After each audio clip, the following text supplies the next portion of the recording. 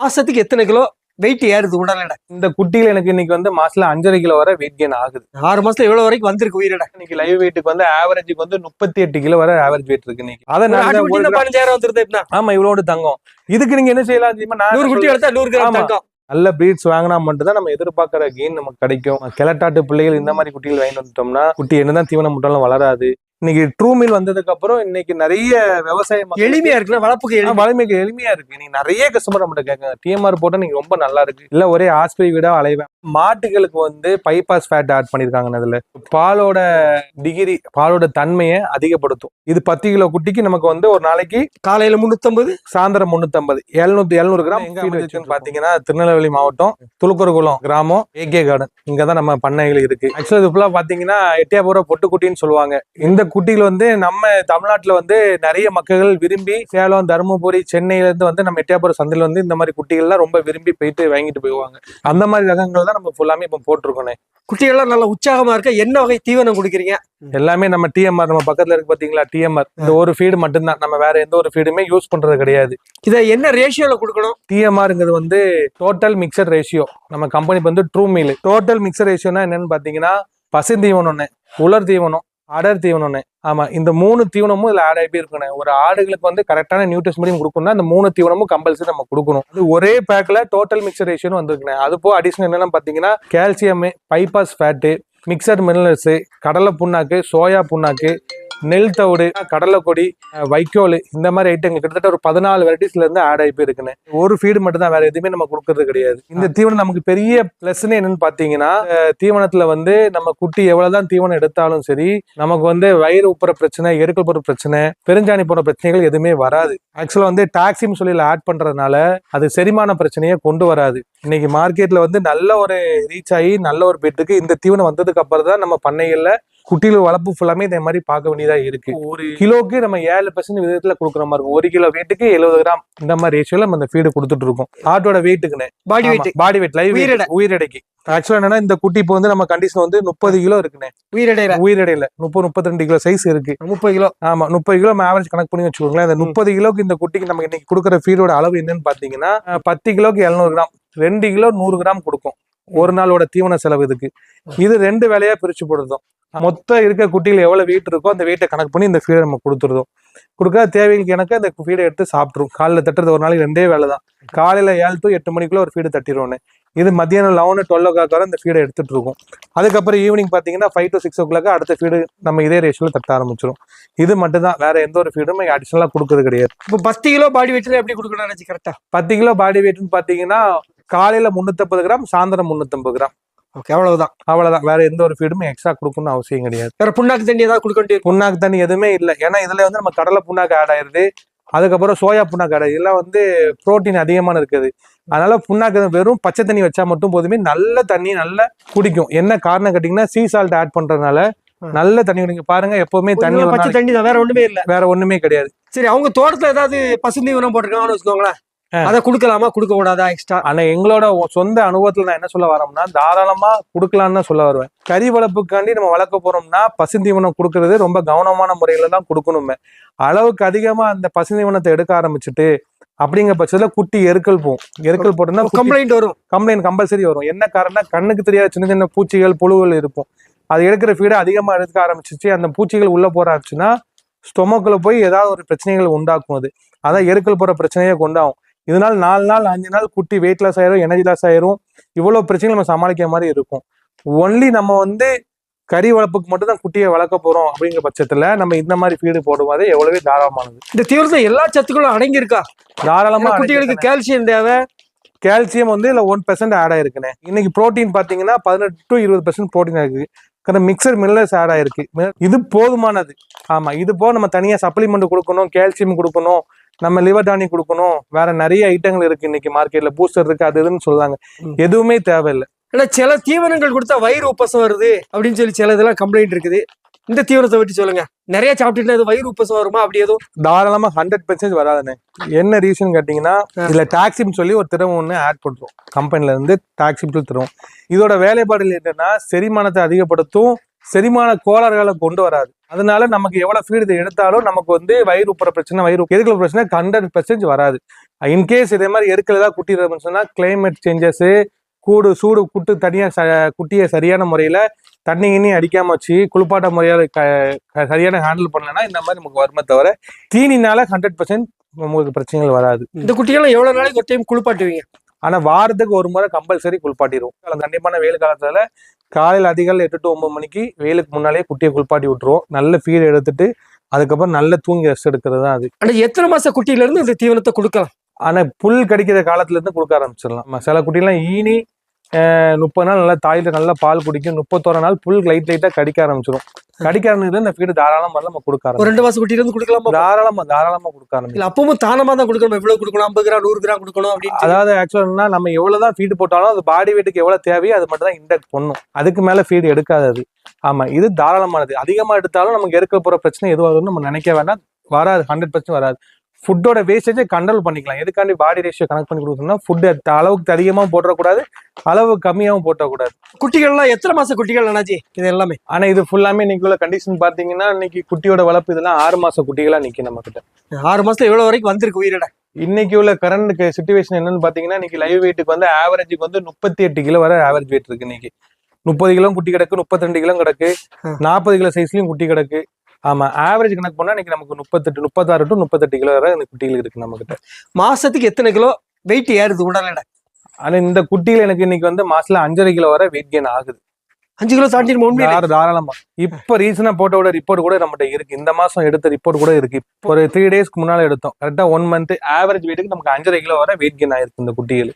இது எதை நோக்கி வளர்த்துட்டு இருக்கீங்க? 100 நாள் வளர்ப்பா, 200 நாள் வளர்ப்பா, பக்ரீத்? இது 100 நாள் வளர்ப்பு கான்செப்ட்ல தானே நம்ம ஃபுல்லாமே. பக்ரீத்தை ஃபோக்கஸ் பண்ணியும் நம்ம குட்டிகள் போட்டிருக்கோம். இந்த சீசன் பக்ரீத் சீசனு, அதுக்குள்ள குட்டிகள் நம்மகிட்ட ஸ்டாக் இருக்கு.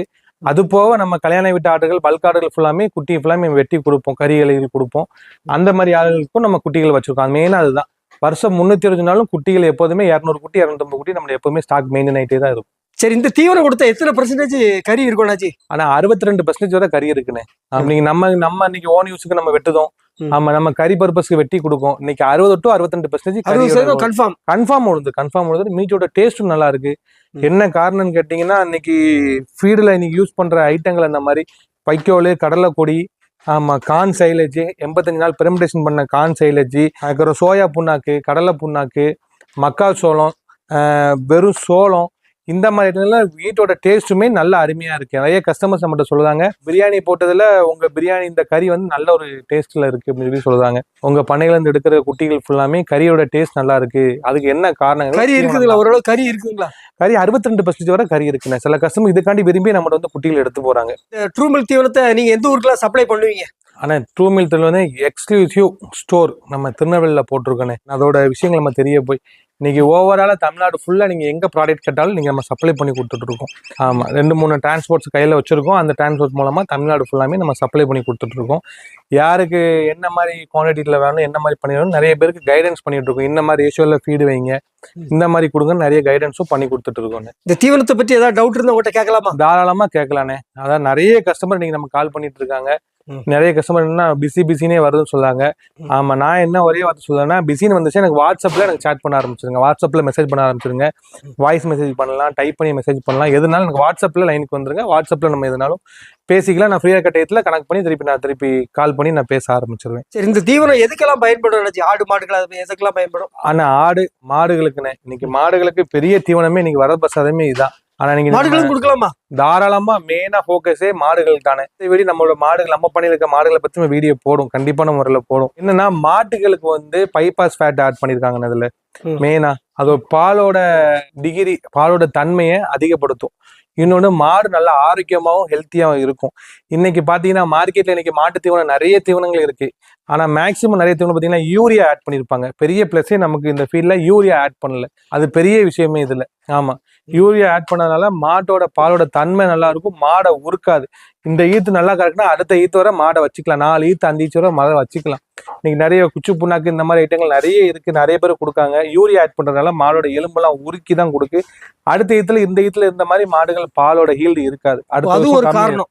கருப்பிடிக்க தன்மை கம்மியாயிரும். நம்ம மாடு செனை பிடிக்காது ஒழுங்கான முறையில. இந்த தீவனத்துல அந்த கம்ப்ளைண்ட் எதுவுமே கிடையாது. ஏன்னா நம்ம ரசாயனமான பொருட்கள் எதுவுமே இந்த ஃபீல்ட்ல ஆட் பண்ணல. அதனால 100% நம்ம யூஸ் பண்ணிக்கலாம். ஏதோ ஒரு கெமிக்கல்ஸோ யூரியாவோ எதுவுமே ஆட் பண்ணது கிடையாது. சரி, மாடுகளுக்கு இந்த தீவனத்தை நம்ம எப்படி கொடுக்கணும்? மாடுக்கு வந்து பாத்தீங்கன்னா வெறும் விருதா மாடுகளா கிடக்குன்னு சொன்னீங்களேன். நான் சொல்றது பாடி வெயிட் ரேஷியோ கணக்கு பண்ணி நம்ம கொடுக்கலாம். அவ்வளவு ஃபீட் நம்மளால கொடுக்க முடியல, மாடோட ஹெல்த் மட்டும் எனக்கு போதும் சொன்னீங்கன்னா காலைல 5 கிலோ சாயந்தரம் 5 கிலோ இந்த ஃபீடு மட்டும் வச்சா போதும். அது போக வெளி மேய்ச்சல் போற மாடு போடணும். காலைல தீவனம் நம்ம தீவனமா அதை சாப்பிட்டுறணும். எந்த ஃபீடு ஃபீடா எடுக்கோ அதுதான் அதோட ஊட்டச்சத்து, அதோட சத்துக்கள் எல்லாம் போய் சேரும். நல்லா தீவனமா வச்சிடணும். ஒரு 10 லிட்டர் மாடு பால் கறக்குன்னு வச்சுக்கோங்களேன், 8 கிலோ கொடுக்கணும். 1 லிட்டர் பாலுக்கு 800 கிராம் ரேஷியோ நம்ம கொடுக்கணும். 1 லிட்டர் பாலுக்கு 800 கிராம். என்ன காரணம்? காலையில 4 கிலோ, சாயந்தரம் 4 கிலோ.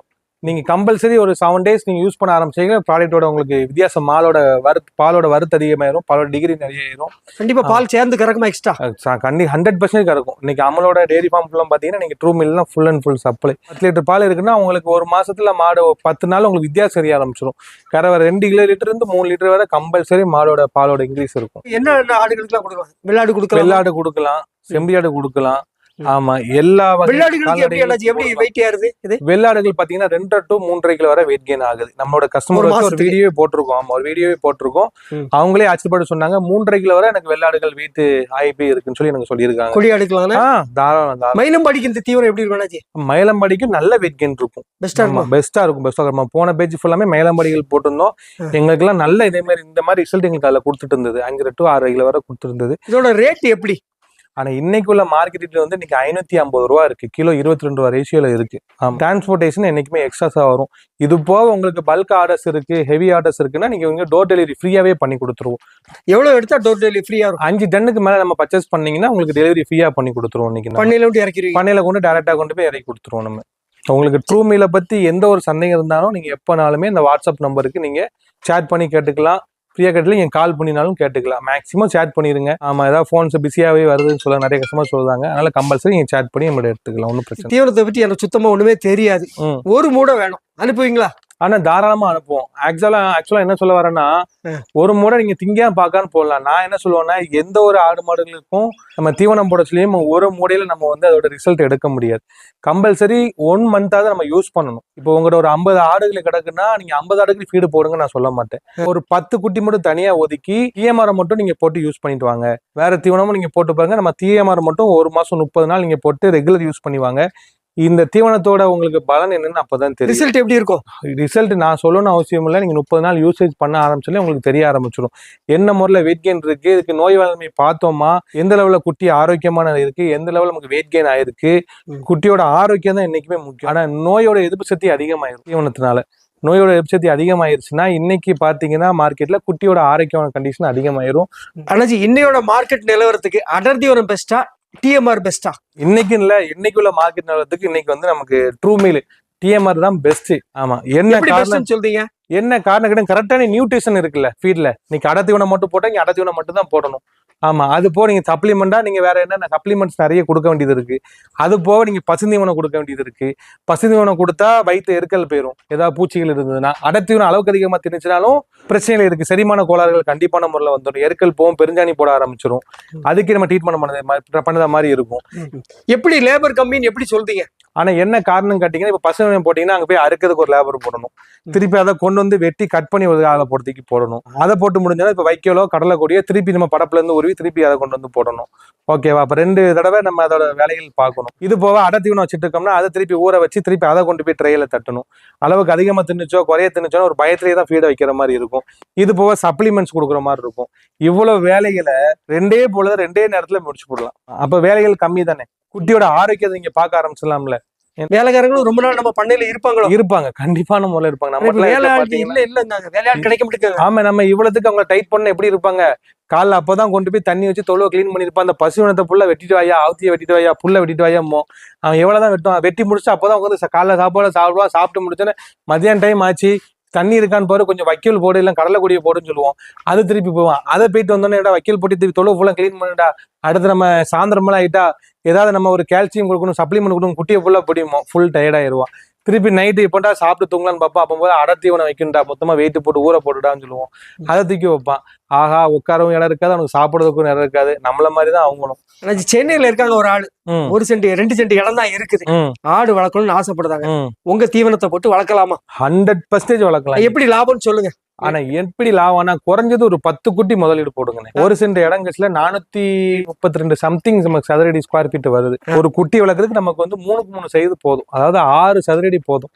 ஏன்னா 10 குட்டிக்கு தாராளமா 1 சென்ட் இடத்துல தாராளமா வளர்த்துக்கலாம். நல்ல ஃப்ரீயா நல்ல குட்டியா வளர்த்துக்கலாம். ஆமா, இன்னைக்கு 1 சென்ட் இடம் இருக்கு, சுத்தி நான் ஒரு பென்சிங் மாதிரி போட்டிருக்கேன். ஒரு மலையில வெயில இடக்கூடாதுன்னு சின்ன ஒரு செட்டு, ஓலப்பறையில ஒரு செட்டு ஒண்ணு போட்டிருக்கோம். இந்த இடத்துல நம்ம வெறும் டிஎம்ஆர் மட்டும் போட்டு காலையில மொத்த குட்டியும் வெயிட் போட்டு பார்த்துட்டு ஓவரால் எவ்வளவு வெயிட் இருக்கு, இந்த வெயிட்டுக்கு நம்ம ஒரு நாளைக்கு 1 கிலோக்கு 70 கிராம் ரேஷியோல கொடுக்க போறோம். மொத்தம் 10 குட்டிக்கு 15 கிலோ, 150 கிலோ ஆச்சு. 150 கிலோக்கு ஒரு நாளைக்கு என்ன ஃபீடு கொடுக்க போறோம்னா, 10 கிலோக்கு 700 கிராம், 7 கிலோ, 10.5 கிலோ ஒரு நாளைக்கு ஃபீடு தட்டணும். என்ன, காலைல ஒரு 5.5 கிலோ, சாயந்தரம் ஒரு 5.5 கிலோ இதை ஃபீட கொடுக்க போறோம். 1 கிலோக்கு 70 கிராம் கணக்கு பண்ணி. இது போக என்ன பண்ண போறோம், போட்டுட்டு வேலைக்கு பண்ண போயிடலாமா? தாராளமா போயிட்டு வந்துக்கலாம். ஆமா, ஒரு சிசிடிவி மூலம் செக் பண்ணிட்டு குட்டி நல்லா சாப்பிட்டு இருக்கா, தண்ணி கிளீனா இருக்கா, தண்ணி ஒழுங்கா குடிக்கான்னு சொல்லி கேமரால பாத்துக்கலாங்க. தாராளமா நம்மளோட கஸ்டமர் நிறைய பேர் நீங்க வளர்த்துட்டு இருக்காங்க அந்த மாதிரி எல்லாம். ஆமா, ரொம்ப வேலை மிச்சம். எனக்கு ஏதோ ஒரு சேவிங்ஸ் மாதிரி ஒதுக்கிட்டு இருக்கு. நீ தங்க வைக்கிற வேலையில இந்த ஆடை வாங்கி வளர்த்துட்டு போயிடலான்னு, அந்த காசை வச்சு ஃபியூச்சர்ல தங்க வாங்கிக்கலான்னு அந்த நிலைமைக்கு நீங்க மக்கள் வந்துட்டாங்க. 1 கிராம் நீங்க வாங்கி கூடிய 15,000 வருது. நீங்க அதே 13,000 ரூபாய் செய்கூலி 15,000 ரூபாய் வந்துருது தங்கத்தோட விலை. அதை 15,000 வந்துருது. ஆமா, இவ்வளோடு தங்கம். இதுக்கு நீங்க என்ன செய்யலாம் தெரியுமா? 100 குட்டி எடுத்தா 100 கிராம் தங்கம். கிராமுக்கு மேல 100 ரூபாய், 150 ரூபாய், 1000 ரூபாய் ஏறும். 6 மாசம் கழிச்சு பாத்தீங்கன்னா அதிகபட்சம் ஒரு 3000 ரூபாய் ஏறி போய் நிக்கும் தங்கத்துக்கு. ஏன்னா நம்ம போய் விற்க போற நேரத்துல பாத்தீங்கன்னா தங்கம் நல்லா இருந்ததுன்னா 916 தான் எடுப்பான். இல்லைன்னா என்ன டச்சு கம்மியா இருக்கு, அது கம்மியா இருக்குன்னு சொல்லுவாங்க. இதே இது 6 மாசத்துல 3 மாசத்துல இந்த குட்டிக்கு மேல போட்டோம்னா இன்னைக்கு உள்ள லாபத்தை பாத்தீங்கன்னு வச்சுக்கலாம், 6,000 ரூபாய் 15,000 இந்த குட்டி வாங்குனீங்கன்னா 3 மாசம் கழிச்சு அந்த குட்டியை வந்து ஒரு குட்டியை நம்ம ஒரு 20,000 ரூபாய் ரேஞ்சுக்கு விற்கலாம். அந்த குட்டி 20,000 ரேஞ்சுக்கு நம்ம விற்கணும்னு வச்சுக்கோங்களேன். அந்த குட்டியோட இன்னைக்கு லாபத்தை மட்டும் பாத்தீங்கன்னா ஒரு கிட்டத்தட்ட நமக்கு ஒரு 6,000 ரூபாய் 6,000 ரூபாய் இந்த குட்டி மேல நமக்கு லாபம் இருக்கும். தங்கத்தை விட இன்னைக்கு முதல் போட்டாலும் அதுக்கு மேல லாபத்தை நமக்கு ஈட்டி கொடுக்கு. என்ன பிரச்சனை, நமக்கு ஏதாவது ஒரு எமர்ஜென்சினா குட்டியை வித்துக்கலாம். அதே ஒரு எமர்ஜென்சினா தங்கத்தை கொண்டு அடமானம் வச்சுக்கலாம். குட்டி வித்துட்டு அடுத்த ஒரு குட்டி பை பண்ணி நம்ம வச்சுக்கலாம். இன்னைக்கு நல்ல ஒரு லாபகரமான தொழிலாகவும் இருக்கு. இன்னைக்கு ட்ரூ மில் வந்ததுக்கு அப்புறம் இன்னைக்கு நிறைய விவசாயம் எளிமையா இருக்கு, வளமைக்கு எளிமையா இருக்கு. நீங்க நிறைய கஸ்டமர் நம்மகிட்ட கேட்காங்க, டிஎம்ஆர் போட்டா நீங்க ரொம்ப நல்லா இருக்கு, இல்ல ஒரே ஆஸ்பரி வீடா அலைவேன் அடத்தீவனத்தை போட்டு எனக்கு குட்டி என்ன செய்யணும்னு தெரியலையேன்னு சொல்லி நிறைய பேர் நீங்க யோசிச்சு நமக்கு ஃபோன் அடிப்பாங்க. அளவுக்கு அதிகமா தெரிஞ்சு எனக்கு கெயின் இல்ல, பயங்கர வேலை இருக்கு, எருக்கல் போகுது குட்டி, எப்பண்டா சார்ட் அவுட் பண்ணலாம், இந்த பிரச்சனை எப்பண்டா முடிக்கலாம்னு சொல்லிட்டு அலையதும். இது தீவனம் கொண்டு வேங்க டெய்லி குட்டியை தான் தூக்க வேண்டி இருந்திருக்கும். டாக்டர் கூட டாக்டர் விட மாட்டாங்க, வேற எந்த இன்ஜெக்ஷன் போடலாம், வேற என்ன பண்ணலாம், என்ன செய்யலாம், இந்த மாதிரி கண்டிஷன்ல நீங்க ஃபுல்லாமே கேட்டுட்டு இருக்காங்க. லாபம் எப்படி இருக்கும்? ஒரு மாசத்துக்கு ஒரு 100 குட்டி வளர்க்கணும்னு வச்சுக்கோங்களேன், எப்படி லாபம் இருக்கும்? மாசத்துல ஒரு 100 குட்டி வளர்க்கணும். எக்ஸாம்பிள் நம்ம போன வெளியில ஒரு கணக்கு ஒண்ணு சொல்லியிருந்தோம். ஆமா, எல்லா கஸ்டமரும் ஓகே குட் நல்ல ஒரு கமெண்ட்ஸ் எல்லாம் வந்திருந்தது நமக்கு.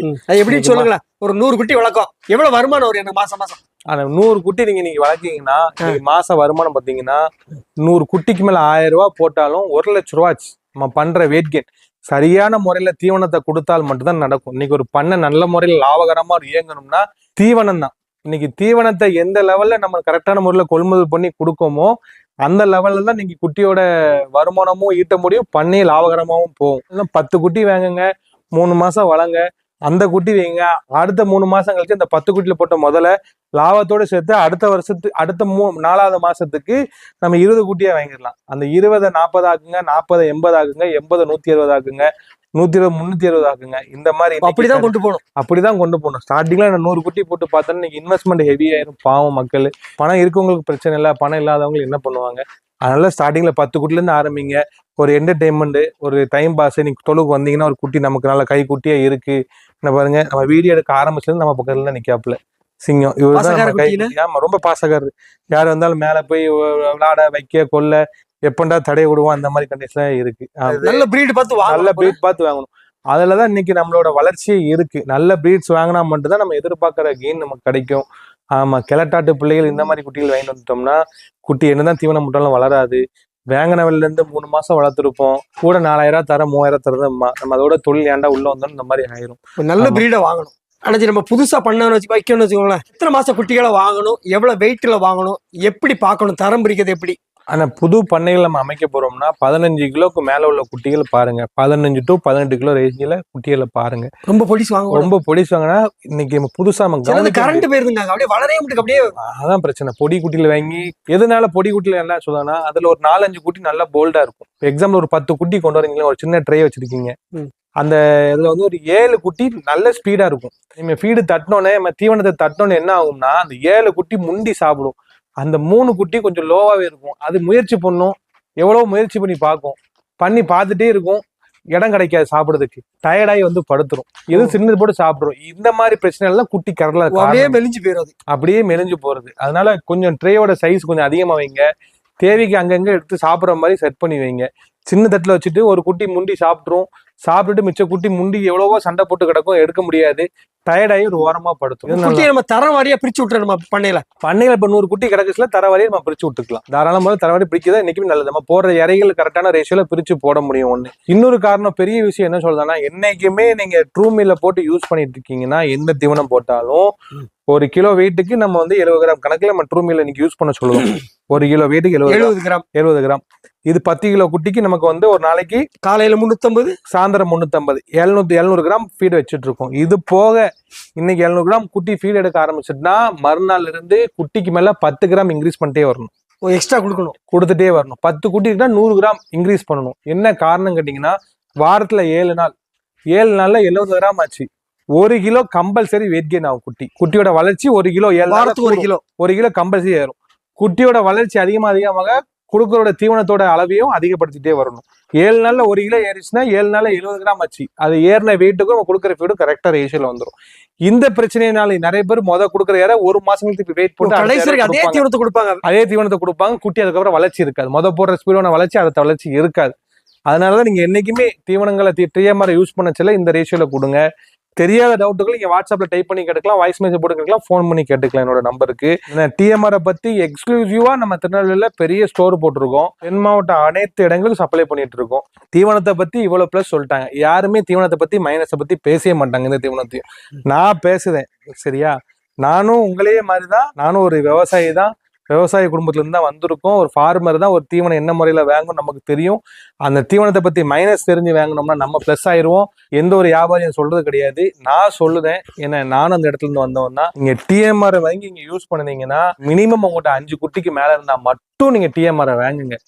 என்ன காரணம் சொல்லுதுன்னா, மூடைக்கு எக்ஸ்பைரி டேட் உண்டு. 90 நாள் மேனுபேக்சர் டேட்ல இருந்து 90 நாள் வரை நம்ம மூடையை யூஸ் பண்ணிக்கலாம். 90 நாள் வரை நீங்க யூஸ் பண்ணிக்கலாம், மூடையை ஓபன் பண்ணாம வச்சிருந்தீங்கன்னா. ஓகேவா?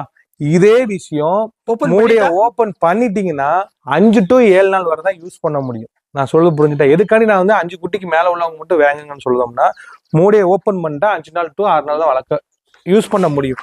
யூஸ் பண்ணோன்னா மூடியை நல்லா டைட்டா கட்டி வச்சிடணும். கிளவுஸ், கவர் கிளவுஸ் போட்டு தான் ஃபீடை யூஸ் பண்ணணும். என்ன காரணம், கையில பண்ணக்கூடாது. ஒரு ஈரத்தன்மையா இருக்கும், ஏதாவது ஒரு ஃபங்கஸ் உருவாயிரும். சொல்ல புரியுது அவங்களுக்கு? இப்போ நமக்கு வைக்கோல் இருக்கு, லைட்டா மழை பெய்யும், படப்பு மேல நைட்டா தார்பாய் போடாம வச்சிருப்போம். 1 சொட்டு 4 சொட்டு மழை பெஞ்சிட்டா அந்த படப்பு அன்னைக்கு அந்த வருஷம் நமக்கு இல்ல. எல்லா விவசாயிகளுக்கும் தெரியும். உண்மையா இல்லையா? நான் சொல்ல உண்மையதான் உங்களுக்கு தெரியும். இதே மாதிரிதான் எல்லா தீவனம் அதே மாதிரிதான். அதே மாதிரிதான் நம்ம ட்ரூ மீல்ல எந்த ஒரு ரசாயனமும் ஆட் பண்ணல, நம்ம சமந்தள ஃபீடு எதுவுமே ஆட் பண்ணல. உடனே இன்ஃபெக்ஷன் ஃபங்கஸ் ஆயிரும் மூடையில. இப்போ வெள்ளை கலர்ல ஃபங்கஸ் ஆயிடுச்சு மூடனா நம்ம நல்ல காய வச்சு யூஸ் பண்ணிக்கலாம். ஓகேவா? யூரியா மெயின் பிளஸ், நம்ம யூரியா ஆட் பண்ணல, கெமிக்கல்ஸ் யூரியா ஆட் பண்ணல. அதனால நல்ல கத்திரிக்காய் எப்படி புழு வரும், நம்ம ஒரு காய்கறில இருந்து தொடர்ந்து காய்கறி கொண்டு வருவோம். நல்ல புழுவுல கத்திரிக்காய் பார்த்தா வெட்டி நல்ல கத்திரிக்காய். இந்த மாதிரிதான் இந்த ஃபீடுமே மருந்தடிக்காதது. நீங்க ஓபன் பண்ணி சரியான முறையில இதை பதப்படுத்தாம வச்சிருந்தீங்கன்னா புழு வந்துடும். நான் சொல்ல புரியுதா உங்களுக்கு? சத்துள்ள ஆகாரம். அதனாலதான் புழுவே வருது. இன்னைக்கு நான் யாருமே இந்த மாதிரி விஷயத்த சொல்லி மார்க்கெட் பண்ண மாட்டாங்க. நான் இதோட மைனஸ், இவ்வளவு பிளஸ் சொல்லி இதோட மைனஸ் சொல்லிட்டேன்.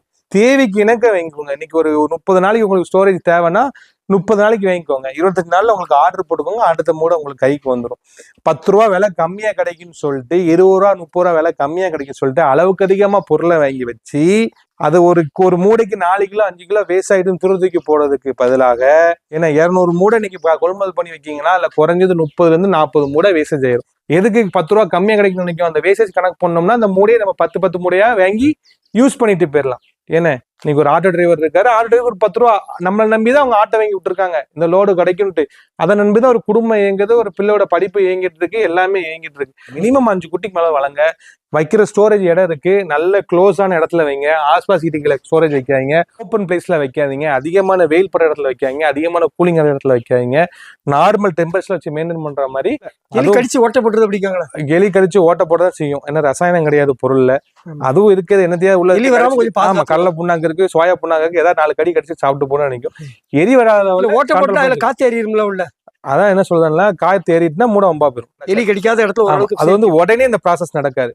30 நாள் கழிச்சு அந்த ப்ராசஸ் நடக்கவே ஆரம்பிக்கும். இந்த ஃபங்கஸ் வருது 30 நாள் கழிச்சு தான் நடக்கவே ஆரம்பிக்கும். இதுதான் ஒரு 30 நாள் கூட நீங்க ஸ்டாக் பண்ணி வச்சு மெயின்டைன் பண்ணிக்கோங்க. அப்படி டேமேஜ் இருந்தாலும் ஃபங்கஸ் வரும்போது நம்ம கொடுத்து ஃபீடை கொடுத்து காலி பண்ணிடலாம். இந்த முறையில் வாங்கி பை பண்ணுங்க. சும்மா நம்ம மூடையை கொடுத்தோம், வித்தோம், போட்டோம், ஏன் விடை ஏறிட்டியா, என் மூடையை போடியான்னு அப்படி நம்ம மார்க்கெட் பண்ணியே வரல. எவ்வளவு இறைய போட்டோம் மார்க்கெட்ல. இன்னைக்கு இந்த எல்லா இறைய பத்தி நமக்கு தெரியும், எவ்வளவு மைனஸ் இருக்கு எவ்வளவு பிளஸ் இருக்குன்னு எல்லா இறைய பத்தி நமக்கு தெரியும். ஆமா, நிறைய மைனஸ் பத்தி தான் நிறைய இறைகள் நம்ம ஓனாவே போட்டு அனுபவிச்சிருக்கோம். இன்னைக்கு இந்த மாதிரி ட்ரூ மில்ல மைனஸோட பிளஸ் நிறைய இருக்கு. -3 மைனஸ் தான். ஏன்னா 90 நாள் தான் எக்ஸ்பைரி டேட்டு. மூடை நல்லா கரெக்டான ஸ்டோரேஜ் ரூம்ல வைக்கணும். 4 to 5 நாள்ல மூடையை ஓப்பன் பண்ண காலி பண்ணிடணும். இதுதான் இதோட மைனஸ். ஆமா, நம்ம பக்கம் இருந்து பார்த்தா மக்கள் விவசாய பத்தி தெரியாத நாட்களை பத்தி பார்த்தா மைனஸ். இதையும் மக்கள் பெருசா ஆக்கிடுவாங்க. இது நம்மளோட ஹியூமனோட பிரச்சனை தான். இதை நம்ம நினைச்சா இந்த பிரச்சனையை கொண்டு வராம இருந்துடலாம்.